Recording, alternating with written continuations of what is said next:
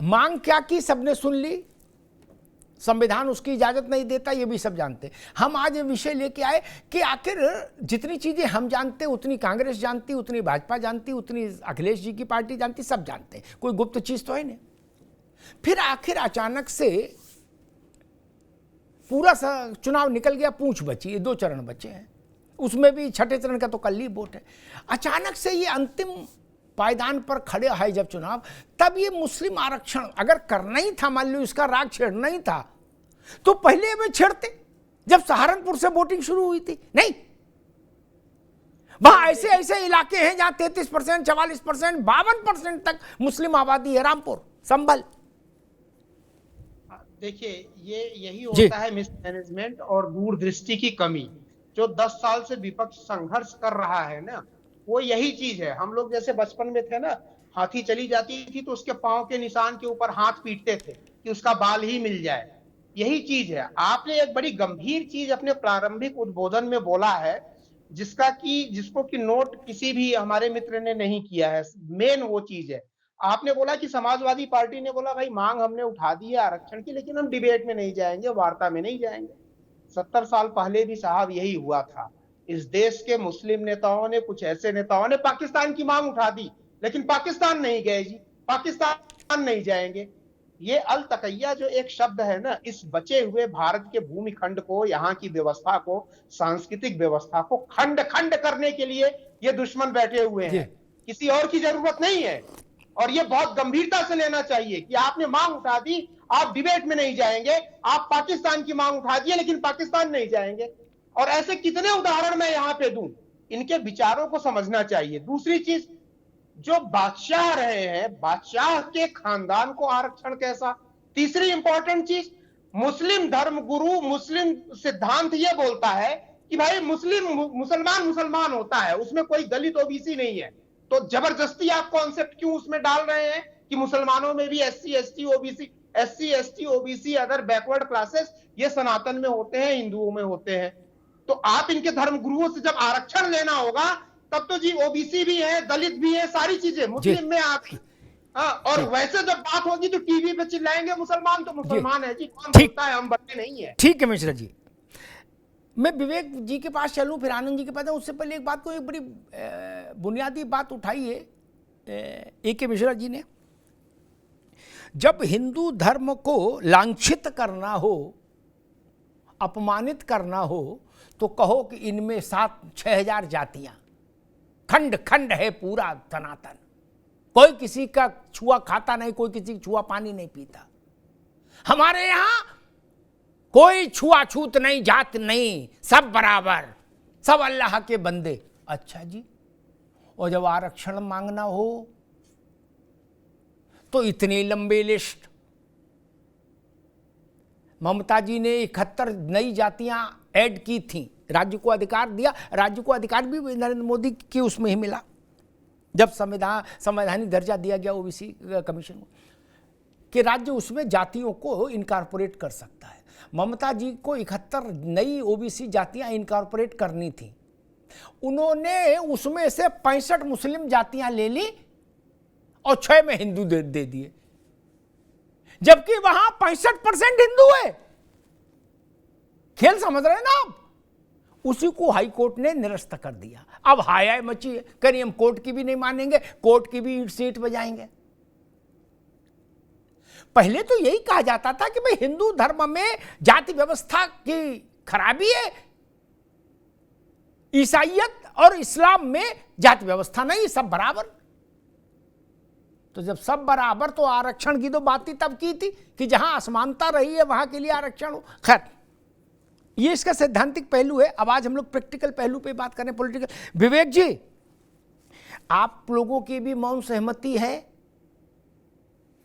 या अकेले उन्होंने ऐलान ठोक दिया? एक दूसरा प्रश्न ये कि जो बात नरेंद्र मोदी, अमित शाह और योगी आदित्यनाथ लगातार कह रहे हैं कि इनकी मंशा है मुस्लिमों को आरक्षण देने की, धर्म आधारित आरक्षण देने की, उस बात पर तो मोहर सपा ने खुद ही लगा दी। नहीं, जब उन्होंने छाती ठोक के कही दिया एएनआई के माइक पर कि आएंगे तो बिल्कुल देंगे आरक्षण जी। और अगर संविधान बदलना होगा संविधान बदलेंगे, कानून बदलना होगा कानून बदलेंगे।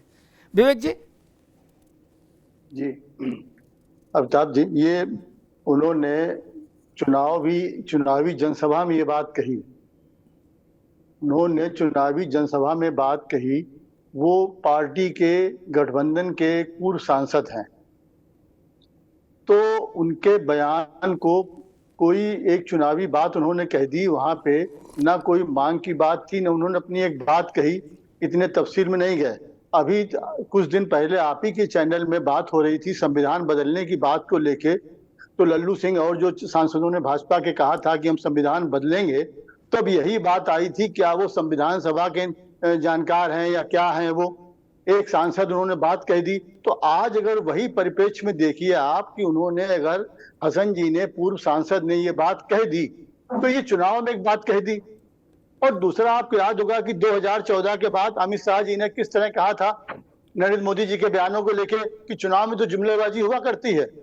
तो ये सब चीजें भी ध्यान में रख के आप देखिए। ये दूसरा, आप खुद ही स्पष्ट आपने कर दिया कि अगर कोई ऐसी मंशा होती तो इंडिया गठबंधन इस बात को प्रथम चरण से लेके चलता, इस स्टैंड को।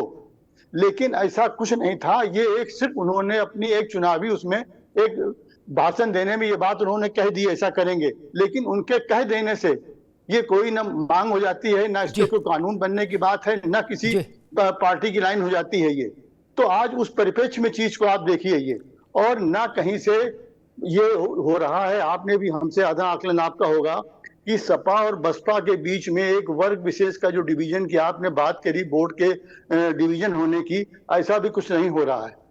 देश का हर वर्ग समझ रहा है कि ये चुनाव पिछले चुनावों के तरीके से नहीं, ये खास चुनाव है, ये देश के चुनाव है, इसमें हमारे आपके बच्चों का भविष्य दांव पे लगा हुआ है जी। तो इन सब बातों को देख के इस चुनाव में कहीं पे भी इस तरह का वोट नहीं बढ़ रहा है।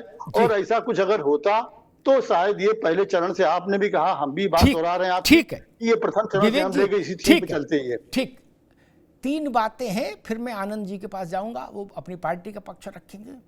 जो विवेक जी ने की उस पर 3 सब बातें उठती हैं। सुबह से पूरे देश में चर्चा है, जमीन आजमगढ़ की, गला एसटी हसन का। ये भी दोनों चीजें कुछ कहती है। ये फर्रुखाबाद में बुलवा लेते, जैथरम बुलवा लेते, एटा में बुलवा देते, मैनपुरी में बुलवा देते। आजमगढ़ क्यों चुना? हमको नहीं पता आजमगढ़ क्या है। अरे भाई हमको भी पता आजमगढ़, ऐसा थोड़ी ना आप ही लोगों को पता है आजमगढ़। और कंठ एसटी हसन का क्यों चुना? अरविंद सिंह गोप से क्यों नहीं कहलवाई बात? और जो एक बात विवेक भाई ने कही कि नहीं वो तो जैसे बच्चे नहीं बोल देते उस टाइप का मामला है। ठीक है, तो जो चाचा लोग थे, बुजुर्ग थे, वो खंडन कर देते, सुबेरे 7 बजे ठोक देते खंडन। खड़गे जी भी और अखिलेश जी भी, कले से खत्म हो जाता। कहते गर्मी ज्यादा थी, इनके दिमाग में गर्मी चढ़ गई, एसटी हसन की इतनी हैसियत नहीं, खत्म करो खेल, टाटा बाय बाय, खटाक। कोई बोला नहीं, बोलेगा भी नहीं, क्योंकि हाथी को गन्ना दिखा दिया है विवेक जी।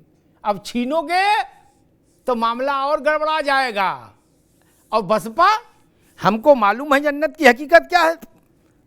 जब 19 में गठबंधन था ना, आंकड़ा मुझे एग्जैक्ट तो नहीं याद, लेकिन बसपा ने इसी पूर्वांचल में अच्छी सफलता प्राप्त की थी अखिलेश यादव के मुकाबले। और इसी आजमगढ़ में ये बात हमारे विवेक भाई ने कही कि नहीं सरल भाषा में समझ लीजिए, उसको गंभीरता समझ लीजिए। विवेक भाई, इस आजमगढ़ में सपा दूध की जली है, वो छाछ भी फूंक फूंक के पिएगी। इन्हीं धर्मेंद्र यादव को बसपा के गुड्डू जमाली ने उपचुनाव हरा दिया था कि नहीं? वो नहीं जानते कि मुस्लिम कंसोलिडेशन कितना जरूरी है आजमगढ़ में। इसलिए तो मुरादाबाद से गाड़ी में बैठाल के उनको लाए, एसटी हसन को।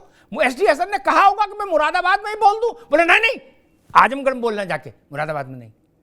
मसला है, इसको समझिए। आनंद जी, गठबंधन कह रहा है कि इसको इतना गंभीरता से नहीं लीजिए, वो कौन होते हैं एसटी हसन कहने वाले, और हम लोग तो दूसरे रास्ते पे हैं, एसटी हसन दूसरे रास्ते पे हैं। क्या बात इतनी सरल है? और अगर है तो एसटी हसन की बात का खंडन हो जाना चाहिए था, नहीं?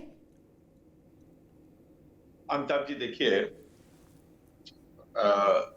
इन्होंने कहा, अब अमिताभ जी मेरी आवाज इको कर रही, थोड़ा ठीक करा दीजिए जी तो इन्होंने कहा कि ये चुनावी भाषण है। मैं इसका खंडन करता हूं, ये चुनावी भाषण नहीं, क्योंकि इस इंडिया गठबंधन की जो धुरी है कांग्रेस पार्टी, उसने अपने जो मैनिफेस्टो लॉन्च किया उसमें क्या लिखा, हम सुनिश्चित करेंगे कि मुसलमानों का पर्सनल लॉ इस देश में रहे, हम बहुसंख्यकवाद के खिलाफ खड़े रहेंगे, दूसरा, और तीसरा, हम ये सुनिश्चित करेंगे कि मुस्लिम जो छात्र हैं उनको विदेश में जाने का मौका मिले, उनको स्कॉलरशिप दी जाए। तो ये सिर्फ चुनावी भाषण नहीं है, ये आपके मैनिफेस्टो का हिस्सा है। और पीछे चलते हैं, ये आपकी साजिश का हिस्सा है। यूपीए जब गवर्नमेंट थी तो एक सच्चर कमेटी बनाई गई, सच्चर कमेटी ने अपनी रिपोर्ट दी, उसके बाद रंगनाथ मिश्रा की कमेटी बनाई गई। रंगनाथ मिश्रा की कमेटी ने रिपोर्ट दिया कि 10% मुसलमानों को दो और 15% में सभी अल्पसंख्यकों को रख दो आरक्षण। इसी के तुरंत बाद मनमोहन सिंह जी का बयान आता है कि देश के संसाधनों पर पहला अधिकार अल्पसंख्यकों का है, मुसलमानों का है। इसके बाद एक 4% रिजर्वेशन देने के लिए इन दो रिपोर्टों के आधार पर 2012 में शासनादेश जारी होता है कांग्रेस पार्टी की तरफ से, मतलब ये यूपीए सरकार की तरफ से। लेकिन चूंकि ठीक उसी समय उत्तर प्रदेश सहित कई राज्यों में चुनाव था, तो चुनाव आयोग ने मना कर दिया। चुनाव आयोग ने कहा कि नहीं, इसको आप अभी लागू नहीं कर सकते, और फिर उसके बाद वो ठंडे बस्ते में चला गया। लेकिन 4% रिजर्वेशन देने का काम 2012 में यूपीए की सरकार कर चुकी थी। तो ये साजिश नहीं है, झूठ ना बोलिए, यहां बैठ के लोगों को गुमराह ना करिए। और आ जाते हैं अमिताभ जी, मुझे थोड़ा समय दे दीजिए। ये कह रहे हैं कि थोड़ा बहुत, अरे साहब, केरल में मुसलमानों की जितनी भी जातियां, यानी संपूर्ण मुस्लिम समुदाय ही आरक्षण के दायरे में, शिक्षा में 8% और नौकरियों में 10%, सारे मुसलमानों के लिए, उसमें कोई छोटा बड़ा नहीं है। ये केरल में 1952-56 से चला आ रहा है। अब आ जाइए तमिलनाडु में, 90% जो मुसलमान हैं वो आरक्षण के दायरे में, उनको आरक्षण दिया जाता है। आंध्र प्रदेश में आपने देखा किस तरह से मामला हाईकोर्ट में पहुंचा, कर्नाटक में था ही, हमने समाप्त किया, वो सुप्रीम कोर्ट में गया मामला। पश्चिम बंगाल में आपने बता ही दिया किस तरह से पहले बहुत कम जातियां थी और अचानक से 65 जातियां बढ़ा दी गई और हिंदुओं की केवल 7 जातियों को इंडक्ट किया गया। तो ये एक पूरी तरह से सुनियोजित साजिश रही है कांग्रेस पार्टी की और इनके साथियों की, कि किस तरह से SC, ST, OBC का रिजर्वेशन छीन के मुसलमानों को दिया जाए। अमिताभ जी, आखिरी चीज जी, एक सबसे बड़ी बात कि किस आधार 600 साल मुस्लिम शासक इस देश में रहे, आज भी आपका अपना पर्सनल लॉ है, सरकारी खर्चे पर चलने वाले माइनॉरिटी इंस्टीट्यूशंस हैं आपके पास, वक्फ का कानून है आपके पास, माइनॉरिटी कमीशन है आपके पास, सब कुछ तो है साहब। उसके बावजूद भी आप कह रहे पिछड़े। तो फिर कांग्रेस पार्टी को जवाब देना चाहिए कि लंबे समय तक तो देश में इन्हीं का शासन रहा। ठीक, पश्चिम बंगाल में सेकुलर सरकारें रही हैं, उत्तर प्रदेश में भी लंबे समय तक कांग्रेस और ये जो सेकुलर सो कॉल्ड जो समाजवादी पार्टी टाइप के लोग सत्ता में रहे। तो फिर मुसलमान पिछड़े क्यों रह गए? इसका जवाब इनको देना चाहिए। आनंद दुबे रुकना होगा। एक बड़ा प्रश्न खड़ा होता है। 30 सेकंड अमिताभ जी, सिर्फ 30 सेकंड। जी जी।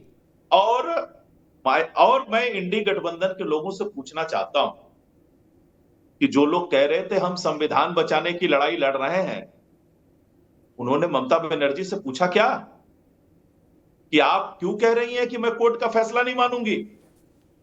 अरे साहब, आप तो संविधान बचाने निकले थे, आप तो कोर्ट का फैसला मानने से मना कर रहे हैं। आप जजों को बीजेपी का एजेंट बता रहे हैं। कौन से संविधान की लड़ाई लड़ रहे हैं आप?